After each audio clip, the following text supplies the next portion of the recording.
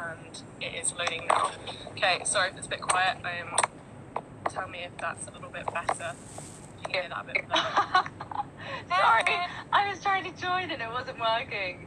No worries, it's all good. How's it going? Yeah, it's good here. How's lockdown going? You're in the UK, right? Yeah, I'm currently in the UK. It's a bit crazy. Just got furloughed today as well, so kind of everything is COVID life now, yeah. Wow, I feel lots of people are having just moments where everything's kind of getting to you all at once. You have to take a few moments and kind of be like, wow, this is a lot. Yeah. This is such a... now.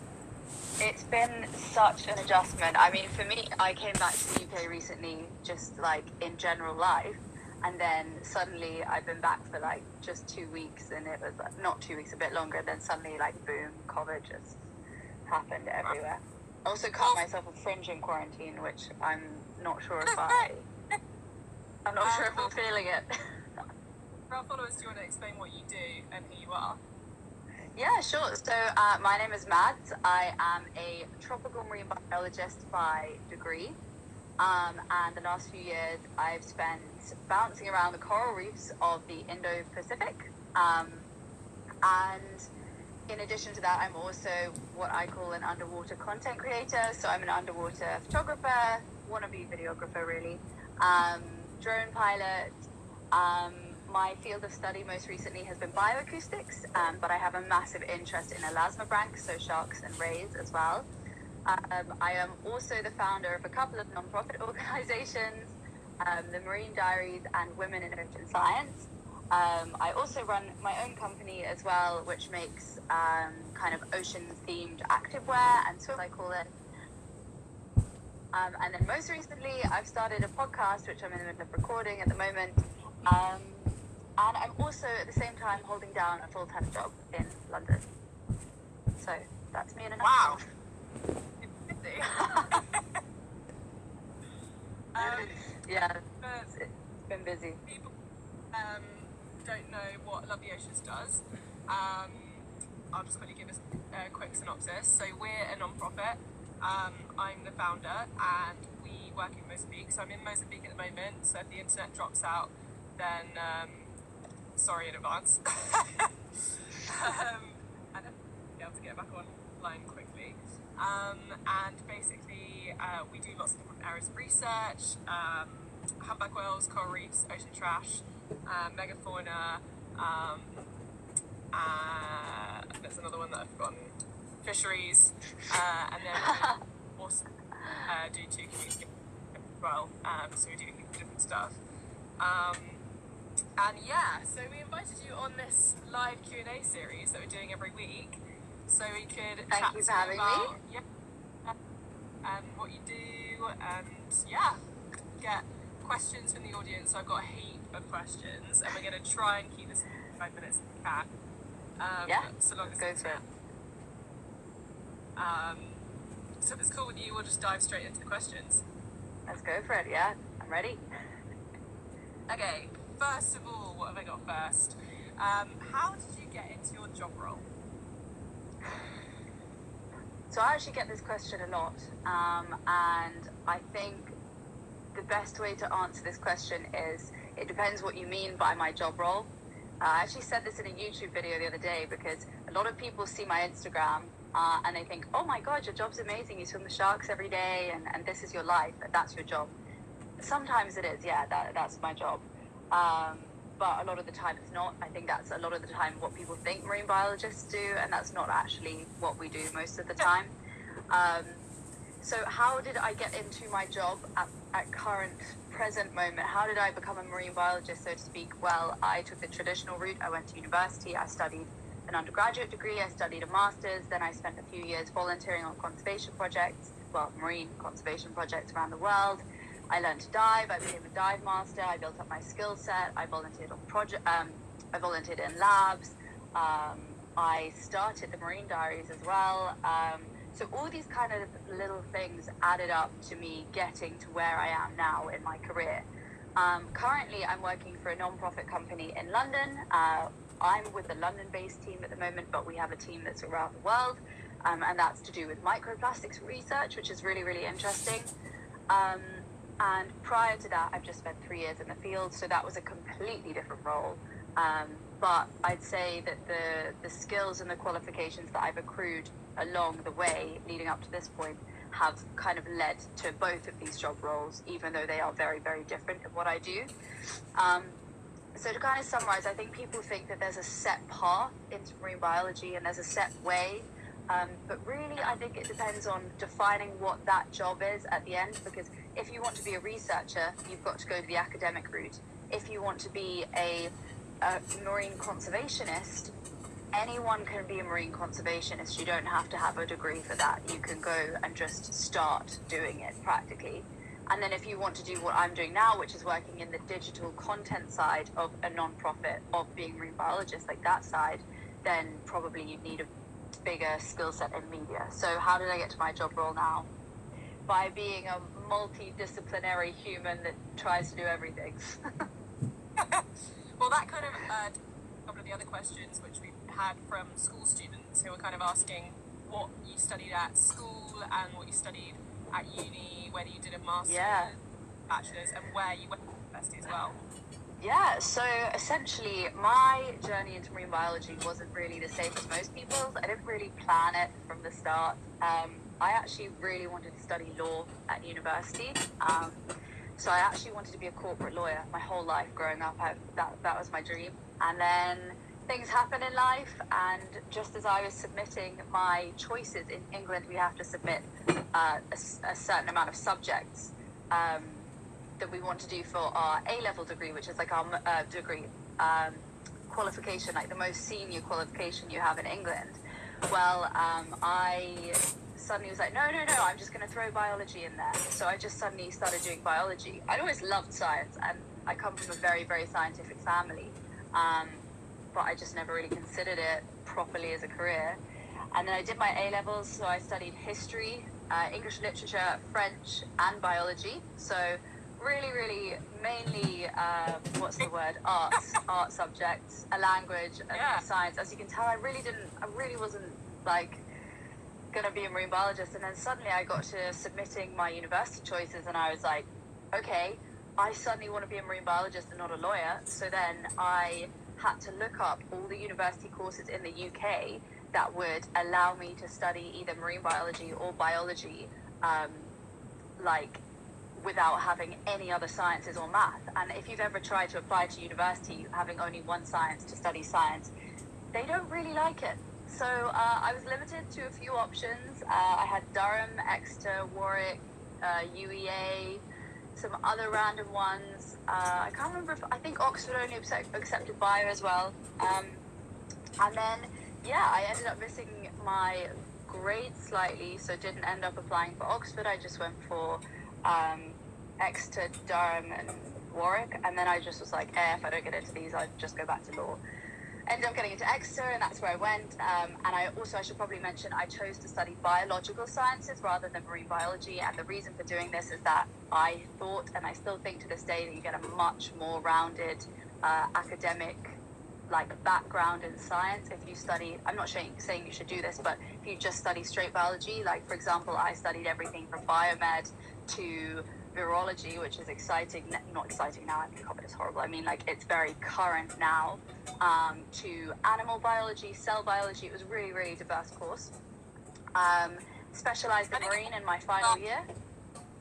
I think it also depends if you know exactly what you want to do, hey? So some students might know what they want to do within biology, so having a sciences degree is going to be better than if you do marine biology and then realize that actually biomedics.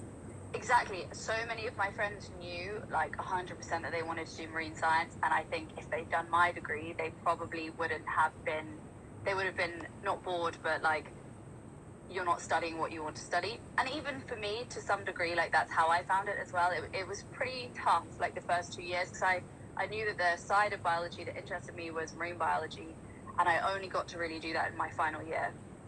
So I got to my final year, I specialized in marine, I did microplastics for my dissertation, my thesis. That was amazing. And then I went on to do a master's, I went to the University of Essex for my master's, and I chose Essex because they were the only university, I think, in Europe at the time that had a coral reef lab and was studying tropical marine ecosystems in Europe. And half of my course was spent abroad in the field as well, which is exactly where I wanted to go. And I ended up doing my thesis on bioacoustics.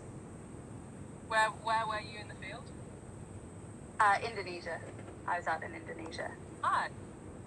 So you, Yeah, your really undergrad amazing. in plastics, what were you doing with that? So for my undergraduate thesis, I was studying the impact of, oh gosh, this is a long time ago now, the impact of microplastics on commercially important benthic species. So by benthic species, it means the species that live on the seafloor. So this was a lot of invertebrates like crustaceans, crabs, shrimps, lobsters. I also looked at things like sea cucumbers and some other stuff. A lot of it was literature based, which means it's a lit review, which means you are using other people's research to kind of compile into one giant thesis to overview all the literature at the time. Because when I was doing my thesis, this was way before really the microplastics movement or even the plastics movement had really kicked in. Microplastics was quite a novel thing to do. And so, yeah, it was really, really interesting. And I was basically trying to work out what the impact was and what the occurrence was of microplastics in these species that we consider commercially important. So that means they could be a species that we eat or a species that we have some kind of aesthetic value from, like a coral reef, for example, has a lot of value in terms of tourism.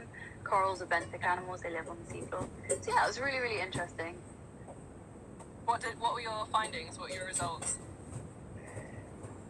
So, quite depressing, really. Pretty much every single one of the species I looked at had microplastics in. There was not a single study that hadn't found microplastics in the species.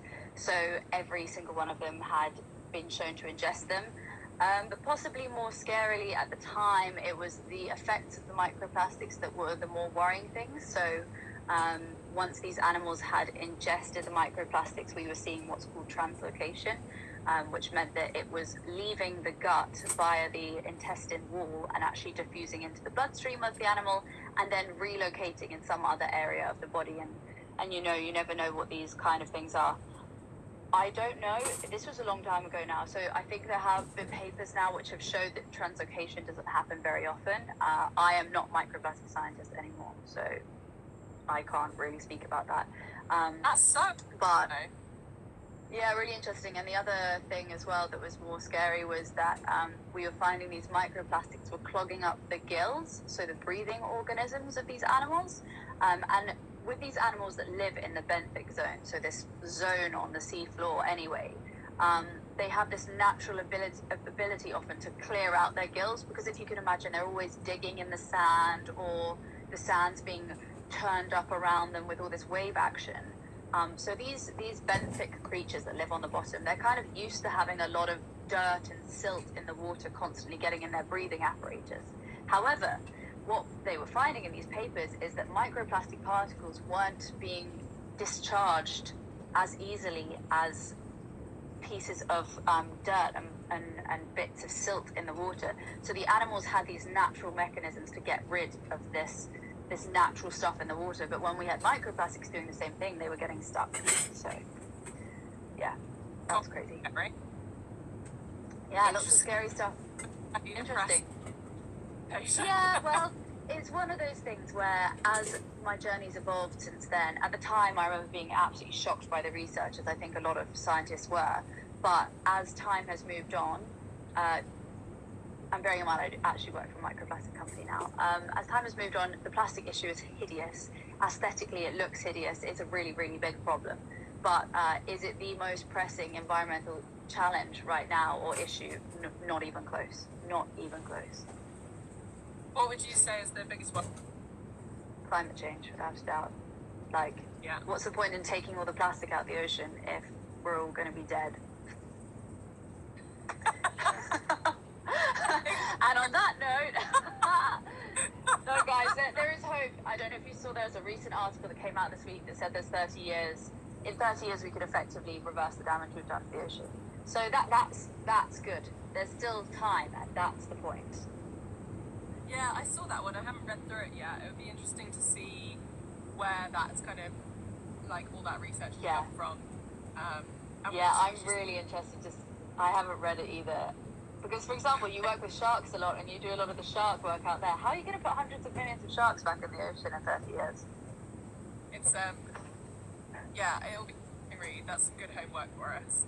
And anyone else. With your masters, you said you did bioacoustics. We've got some questions around that. Just really asking for a bit of an expansion on what that was. Yeah, so my master's thesis, when I left my undergrad, I knew I wanted to study bioacoustics. I had this lecturer there called Steve Simpson. If you haven't heard of him, go look him up. He was on Blue Planet 2, coolest guy I've ever seen in my life. I'm like his #1 fan, and he knows it. It's so embarrassing. So I left Exeter, and I was like, I'm going to do a bioacoustics project, and I'm going to do it on coral reefs, because I love coral reefs. So went into my master's, and I was like, right, time to go. And so I went up to my new director of the course on the first day, and I was like, hey, Dave, I've got all these ideas. I want to do a bioacoustics project on sharks, on coral reefs. Like, here we go, blah, blah, like shouting ideas at him. And he's like, oh, stop. Anyway, fast forward a bit. And yes, I am doing a bioacoustics project, as I say. I head out to the field in Indonesia. Had to scale it down slightly. Turned out that sharks are quite expensive to work with. And it was more of like a PhD level project. So I ended up working with clownfish. A bit of a downgrade from sharks, but still cool. And I was looking at the impact of boat noise on clownfish. So what most people don't know is not many people have even heard of bioacoustics, and I should probably explain what that means. Bioacoustics is the natural soundscape that exists in the ocean. So the soundscape is made up of all the noises made by living things. That's what bioacoustics is. When Jacques Cousteau first went diving in the ocean, he made a film called Le Monde du Silence, which basically means the world of silence. And he literally couldn't have been more wrong. There is so much noise in the ocean. And you know this from, I'm sure, from the whales down in Moz. Like, there's ocean song in the big animals, ocean song, whale song. And then you have, in the small creatures, you have them snapping and popping. If you've ever been scuba diving or snorkeling on a coral reef, on a healthy one anyway, it sounds like Rice Krispies, like snap, crackle, and pop. You can just hear it all day long. And all that is the little animals making noises. And bioacoustics is this really, really interesting field. And again, it's quite a novel field of study about the noises that these animals make and what it means for the ecosystem. And so in recent years, we found out that, hey, things that create a lot of noise that come from humans, like shipping and drilling and piling and motorboating, all these things produce a lot of noise in the ocean. And it actually has a really, really detrimental effect on the species that live there. Understandably, because sound actually travels almost 5 times faster in water than it does in air. And also it travels a lot further. So often if you've ever been underwater or in the ocean and you've heard a sound, maybe like a boat engine start, it often feels like it's next to you. And so consequently, when we're creating all this noise pollution, which is what we refer to, all this boat traffic and these shipping noises and drilling noises, essentially what a lot of people who work in bioacoustics now, marine bioacoustics, are looking at how this is affecting stuff in the ocean. So for me, I went out to Indonesia and I was studying how motorboat noise, so this is just your recreational diving boat, how this noise is affecting coral reef fish. And essentially I was looking at anemones. So if you imagine you have like Nemo and his anemone, which is where Nemo lives. Nemo is the clownfish, of course. When you have reefs, coral reefs, where there's been a lot of coral bleaching, which is what happens when the temperatures are too high in the ocean, corals tend to bleach and die. Sometimes they don't die. Happening in the Great Barrier Reef right now, very, very sadly. What a lot of people don't know is that anemones also bleach, and if the temperature doesn't go back to its normal state, they will also die. So where I was researching, we have a lot of what's called cohabitation. And this is where there aren't enough anemones to support, this is what we think anyway, there aren't enough anemones left after these coral bleaching events. And so what happens is we see more fish sharing these anemones of different species. That's the hypothesis that exists at the moment. Whether that will be disproved, I don't know. And so what we saw in the site where I was is that you have a really, really high incidence of lots of these fish sharing the same anemone. And essentially, I was looking at how boat noise is affecting the relationship between two different species of fish that are in this anemone together. And so within the anemone, you have of the two species, you have one which is dominant, who's in charge, and you have the smaller fish often, which is less dominant, and kind of gets bullied a bit. And my research basically found that when boat noise was happening in the ocean, we were seeing much, much more aggression between both of the species. And the reason we attribute it to this is the fact that when you have noise playing, if you imagine someone next to you in their car is playing really, really, really loud music, and you try and shout to your friend and they can't hear you because of the noise, it's a communications issue, really. What's happening is the boat noise is masking the natural communication that's going on between these fish, because you can't really share an anemone without marking out which side is yours and which side is theirs. And in order to maintain these invisible boundaries, they do this by talking to each other. And by talking to each other, I mean the dominant fish making warning sounds at the other fish, being like, don't come in here or I'll bite you. And what happens is when you take away that ability, the little tiny fish just swims over like, hey, he hasn't said anything, so I'll go over this side, and then gets bitten. So that's essentially what I was seeing. And I attributed it to the fact that the noise could be masking these warning vocalizations that came from the other fish. But to be continued. Were you measuring the sound hydrophones then, or were you like noting the presence of the boats? No, I was measuring hydrophones. And essentially I'd set up a video camera in front of an anemone, and then shoot up a surface marker buoy that would basically anchor it to the bottom, and then we drive the boat in circles overhead at a set radius. I took recordings of all of the engines before so I could measure what their output was. And yeah, it was very loud. That's very loud. That's again really. You've travelled quite a bit, and if I'm not wrong, you've just come back from the Maldives as well, right? Yes, I have. I spent the last few years in Indonesia. I can't get away. I absolutely can't. I love that country more than life itself. It's my second home. And yeah, but then I finally ventured out. I got a place to study with Manta Trust in the Maldives as part of their intern research program out in Hanafari Bay, which is this world-famous site. And oh my God, it was just phenomenal. I've seen it. It's meant to be really incredible. Yeah, so I went out there to study the mantas of Manta Trust, obviously, to help them out with their research. And yeah, the manta rays blew my mind. It's the largest known aggregation of manta rays in the world. So you turn up and there are like 100 schooling manta rays in their area the size of a football pitch. And it's one of like the great, I'd say like if there were 7 wonders of like marine life, that is just nearly top of the list for me.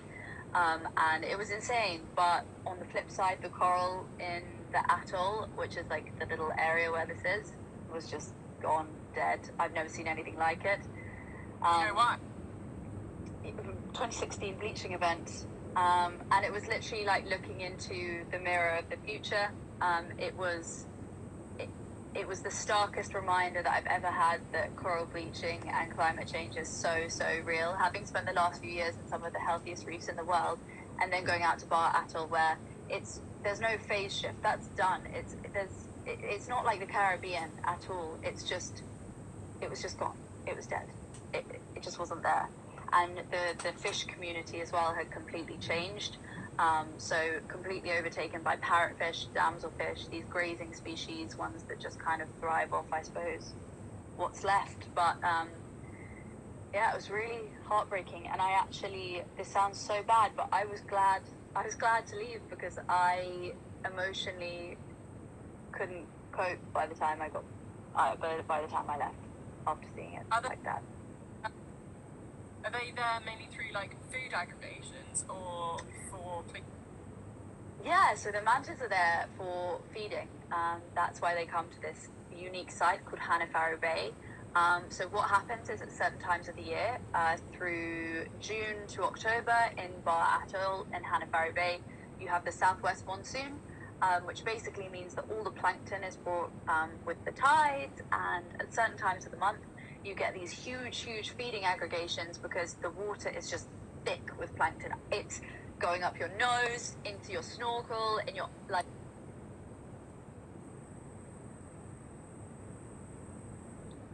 Do you have a charger here? Oh no, I can't put it. It's fine. It's still got 20%. But it's like this amazing aggregation of manta rays. So they come for this food, and yeah, they're there for about 6 months of the year, and then they go, and then they follow the changing monsoon. The plankton goes somewhere else, and off the mantas go. It's really amazing. And is that sorry? Is that reef mantas or giants?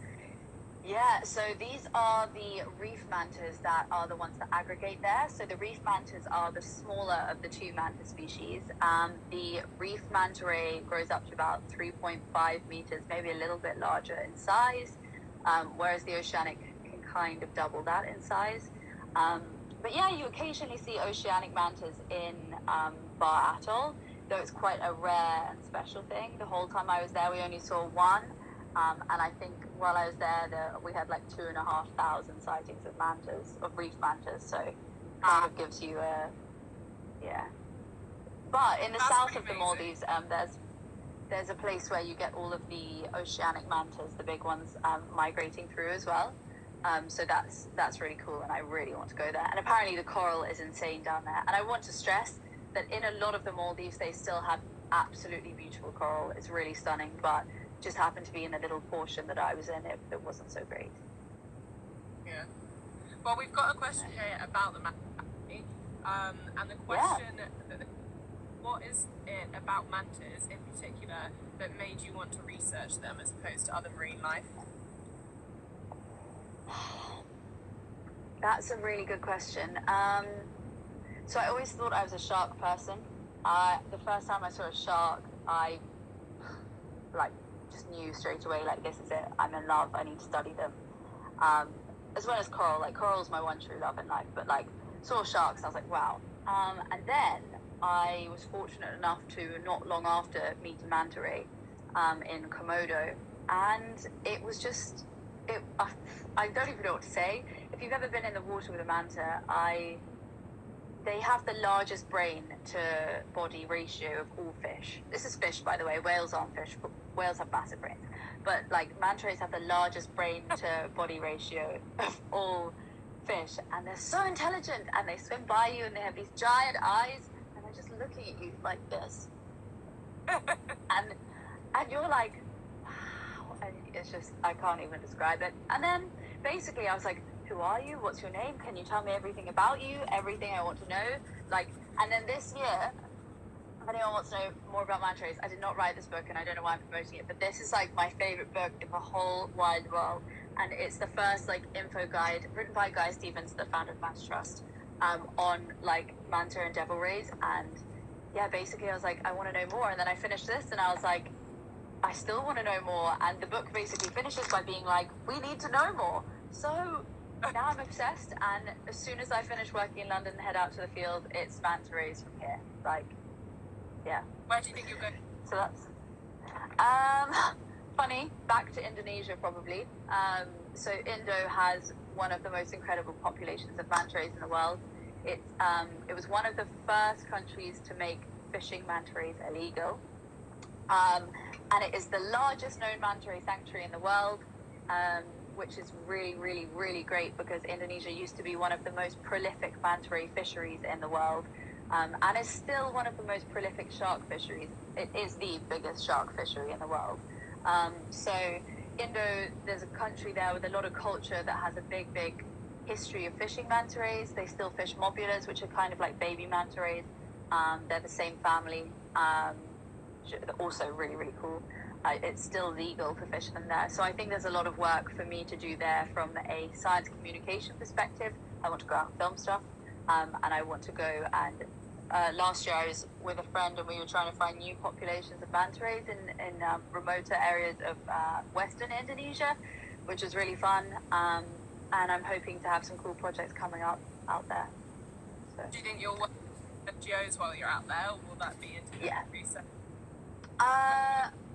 For me, I think a lot of the stuff I will do will hopefully be independent, but in collaboration with local partners. Like, I don't think it's possible. I'm such a scientist that says we should all collaborate, we should all share data, we should all do everything together. So yeah, whatever I do will be collaborative, but yeah, it'll be interesting. At the moment, it's just in planning phases, and I mean, I'd really love to work with Manta Trust again. I can't even stress how amazing it is, the things that they do and the research that they're doing with manta rays. So yeah. Well, that kind of leads on to the next question, which is about diving. So you're a dive master. Yeah, I am. Yes, I am a dive master. What like journey to becoming a dive master? This is a great one. Again, similar to the me not wanting to be a marine biologist one. I was a terrible diver when I started. I really sucked for a really long time. And people look at me now and you know when you just know that you're like, okay, I've got this one down, like I look good at this, I look good when I'm diving. There are not a lot of things I can say that I look good doing, and diving is one of them. Like I can't walk in heels, I can't do it, I never will be able to do that. But I can put on some fins and I can dive. So anyway, not the case. I went away, I just started my degree, I think, and I went away to do marine science and diving. Bearing in mind I'd never dived before. I signed up for like 2 months to go and dive. Obviously, makes total sense. Before I went, I looked up things like shark attacks and how many people drown scuba diving and that kind of stuff. And I remember my mum saying to me before I left, you don't have to go if you don't want to. Like, you don't have to do it. You just don't have to do it. And I was like, okay, I'm going to do it because mum's told me not to, so I'm just going. So I ended up going, found myself in Cuba, ready to scuba dive. And the pool, for some reason, was out of use in this hotel that we were staying at for this conservation project in the middle of nowhere, super remote. And so we ended up learning to dive in the sea where there are waves coming in. So here I am, rolling around on my back like a little turtle out of the water, like stuck, upturned, can't flip back over because I've got this buoyant BCD on. Fins are kicking up the sand, regulators falling out of my mouth, like, honestly, terrible. Then it got much worse, tried to dive, couldn't equalize. I was the only one in the class by the end that couldn't. Someone was actually dragging me down. I just couldn't do the thing. Anyway, and then I finally got down to 10 meters one day by pure chance, and then I saw my first coral reef and I was like, oh my God, this was all worth it. And then, and then after that, I kind of got better at diving pretty quickly. I think if you struggle to dive at first, it feels like it's never going to get better. And then suddenly things just kind of clicked into place. And I just remember being like, okay, I'm not going to drown. I'm not going to rip my regulator out of my mouth. I'm just going to be chill. I'm going to learn to frog kick. And eventually, like, by the time I left Cuba, I was a pretty good diver. So as with anything. How old did you started diving? I was 18 when I started. So I started pretty late. Yeah, a lot of people always think, oh, I didn't start when I was a kid, so I can't do it. But actually, like... Not true. Yeah, when did you learn to dive?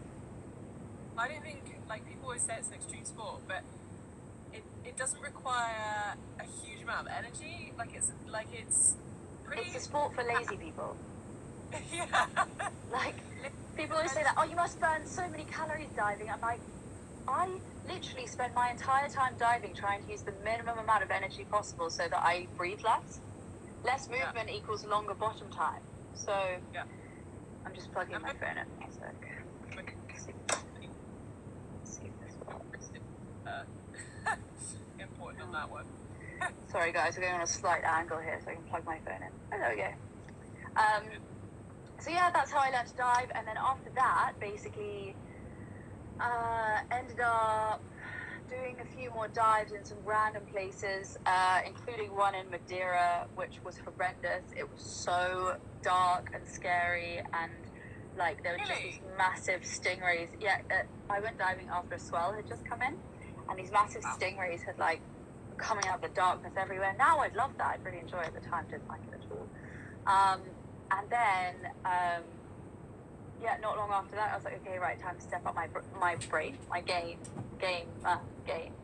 And then went out to Turkey with my best friend and smashed through my advanced and my rescue, and that was amazing. Rescue diver changed the whole game for me. I finally learned, like, oh, hey, you're supposed to kind of realize what other people are doing around you rather than just concentrating on your own self diving. So then did that, and then I headed out to Indo when I was 20 or 21. I can't remember, sometime around that time, to do my dive master. And I was out in Indo for around 3 months at the time, and I also did it in collaboration with a shark project out there in the Gili Islands. Epic, people, go check them out. And yeah, my dive master was one of the best things I've ever done and will ever do. It made me a great diver. I was with a great school called Oceans 5, and they teach you well. They teach you not just to be a dive master, but to be like a leader, which was really great. And I did loads of other skills. Like I did my nitrox there. I did loads of random things. It's where I first got into underwater photography as well. And yeah, just beautiful, like stunning place. And that's when I remember before I went there, I was like, where's Bali? Like, this was before the hype as well, or just as the hype was getting going.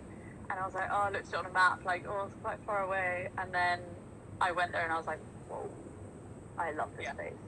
See what everyone's talking about. I took a freelancing photography job with a liveaboard in January in Raja Ampat. And I've been there before, and it was on my list. This year? Yeah, in January.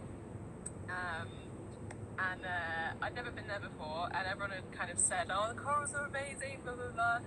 And I knew it was like the holy grail of corals because everyone goes on about Raja Ampat, and like every other I know has been there and said that it's amazing. And it was just like coral on.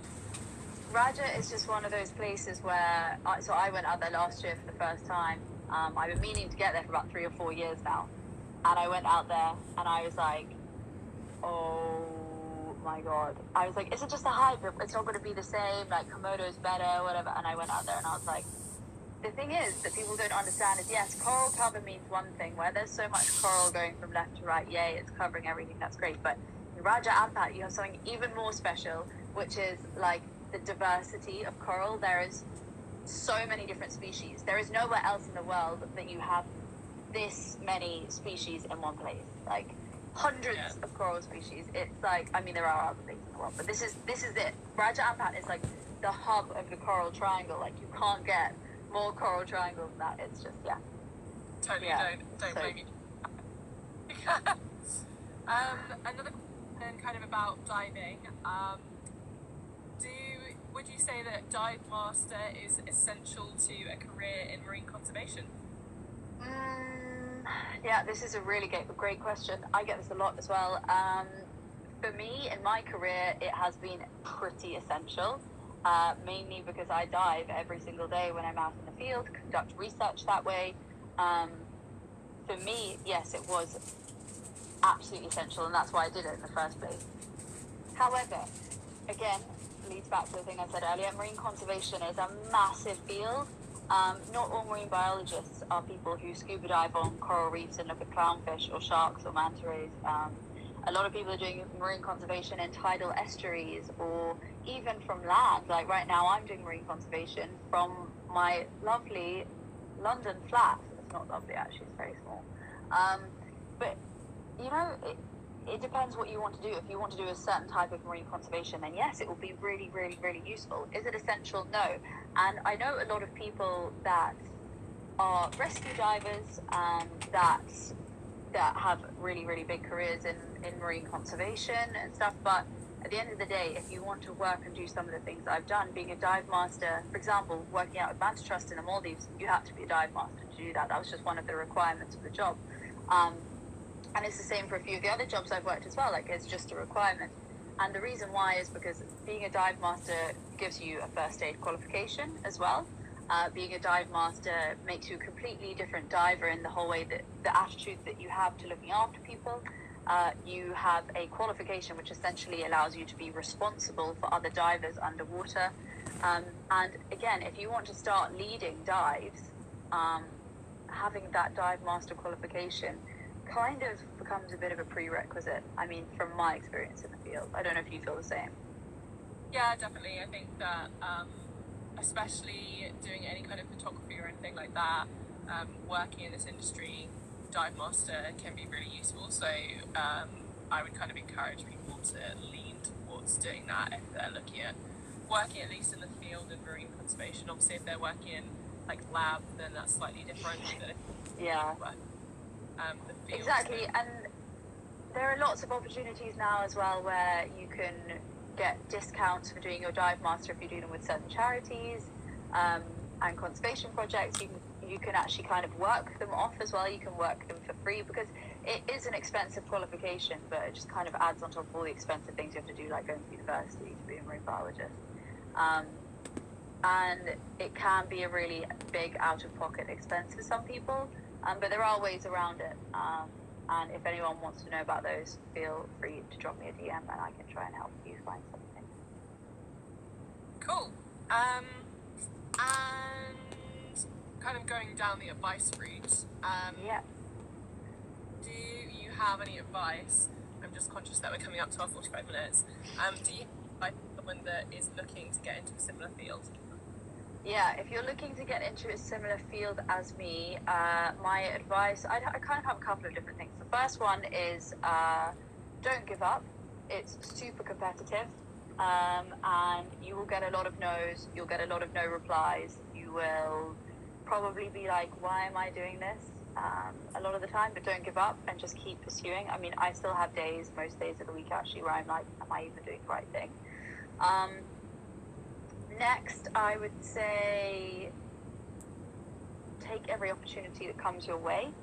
As I said, it's a very competitive field. When you get things coming your way, take those opportunities. I didn't want to work in labs at all, didn't really enjoy that, but I still did it because it led me to where I am today. Another thing, this is kind of a bit of a tip, is set something up. Create a podcast, create a blog, create something that will give you an edge.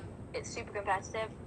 Find something that gives you a little bit of something extra that will make your application stand out. It doesn't have to be perfect, it just has to show that you have the willingness and the innovation to go and do it. And then the final thing, I don't really know if this is advice, but this is kind of a warning.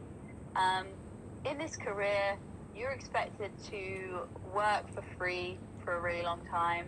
You're expected to not really ever earn a great salary for a lot of hours and a lot of work. You do this career because you love it, not because you're in it for the money. You kind of have to accept that, yeah, it's a really underfunded industry, and it's not often the fault of employers. So I think my advice would be, if you don't want it, don't do it, because there's not going to be any financial reward here. And if you want to make it in this career, like, you've got to do it with love and passion, because that's really all that there is. Yeah. And for me, that's enough. Yeah, similar. Yeah, it's a very difficult industry to kind of get your foot in the door. And I think my recommendation would be talk to people. It's all about who you know and who can help you out and recommend you to different internships and whatnot. So yeah, kind of just utilizing connections, basically. Yeah, that's a great one. Utilizing connections, for sure. Don't, like, for example, like, we met because I dropped Francesca a DM on Instagram or something. Like, if you want to meet someone or network with someone, like, message them. Don't be afraid. Honestly, just do it. Send an email. I send like 10 in a row, like, hey, me again. Yeah, even like in theories, admittedly, most of it is people that I know already who I just kind of dropped a line and been like, hey, do you fancy coming on this series? But also, like, just people that we think have been that we've kind of been watching for a while and we think have been really cool, then we shoot them a message. There's always like ways to make connections, and everyone is so available now because Facebook are all out there, especially Instagram. People check their DMs and people are nice generally, so why not shoot them a message and see, respond, and if it's a big ask, then you know, and I think there's no harm in that. So yeah, for sure. I completely agree, and no one bites. Then we got one last question. Hit me. You seem to do a lot of things in your career. What is the single aspect of your job?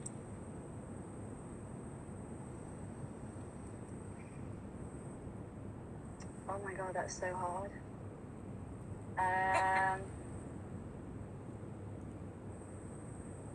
Oh my god, the single best aspect of my job.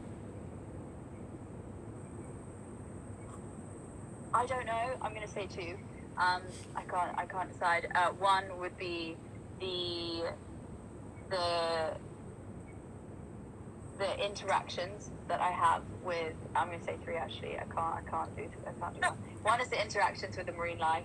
You never get over that. Whether it's something really small or something really big, you never get over it. Like it's the wealth of the world. Like you just can't get anything better than that. The second thing is the people I've met, not just through my work directly, but through this online community of people interested in marine science and the ocean online. They give me life, absolutely give me life and inspiration and hope for the planet. And then my third one is, I don't know if this is the best aspect of my job, but this is what keeps me going in the morning. This is a completely different question, but I'm just going to say it anyway. Is making a difference. Like, I feel like there's stuff that needs to be done, and I feel like I've got to do it, because if I don't do it, who will? And I think we all need to have that attitude. That wasn't even really an answer to the question, but I guess I just threw that extra nugget in for you. I think that it's always difficult to choose one answer when you've got a job that's really faceted. Sorry, it's all gone. So, yeah, that's my answer. What about you? What's your single best aspect? That's a hard question. I mean, I would say more or less the same. No, that's a cheat answer. But definitely the interactions. We have a lot of humpback whales, so the whale interactions are especially breathtaking. Yeah. Mainly because the size of the animal is just so like mind-blowing. And then I would say making a difference. I get a real buzz from like, I don't know, doing something that has meaning. Same. Whether that's directly with people or whether that's actual research, I get a real kick from that.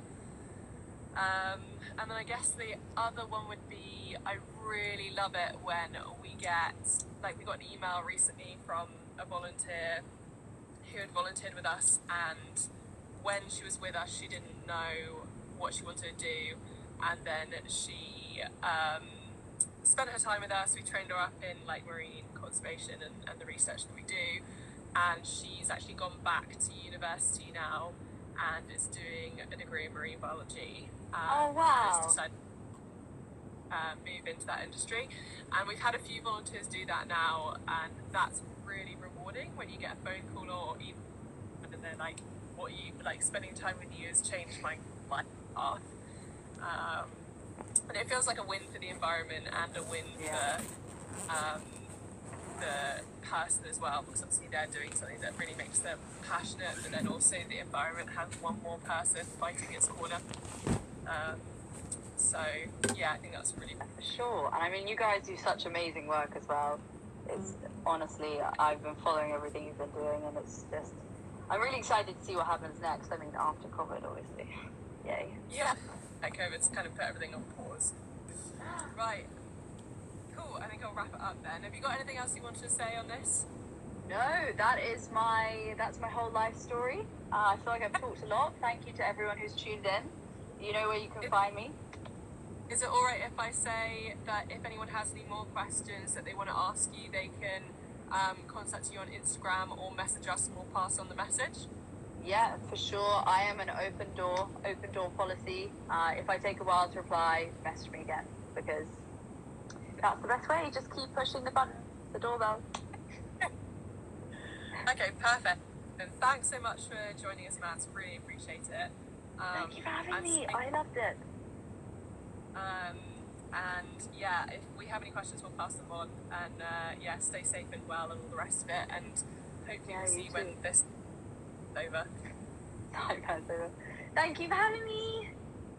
No worries. Have a great evening.